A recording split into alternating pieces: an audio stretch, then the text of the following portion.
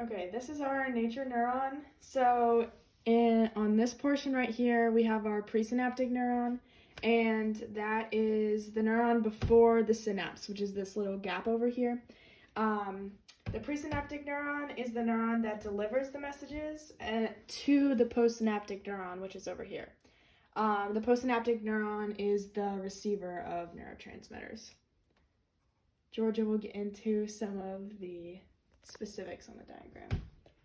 So this is the nucleus, and that is a nerve cell, and it is the basic building block of the nervous system.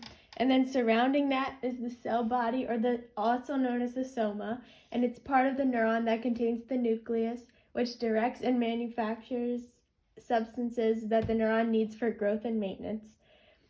And then right here are the dendrites, and they're branching extensions that receive messages and conduct impulses toward the cell body. And then attached to that are dendrite spines, and those are small bumps from a neuron's dendrite that typically receive input from a single axon at the synapse. And then next is the axon, which is like the longest part. And that is the part of the neuron that carries information away from the cell body towards the other cells.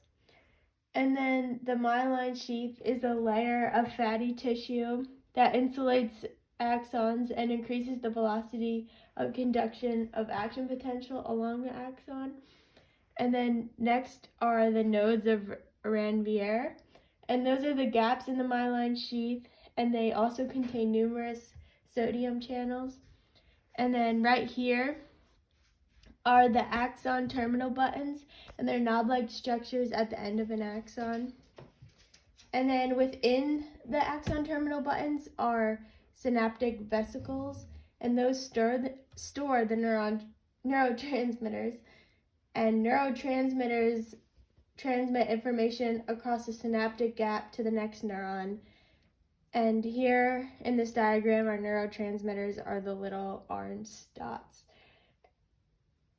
And here are the receptor sites that are located on the dendrite of the postsynaptic neuron.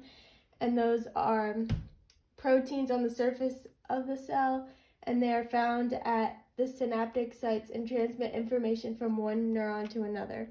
And then here, this gap is the synapse, and it's a gap between the axon of one neuron and the dendrite of another. And then to describe action potential, that is, there's this brief electrical charge that's positive, and it flows, it's this positive electrical charge that flows down the axon. And action potential abides by the all or nothing or the all or none principle.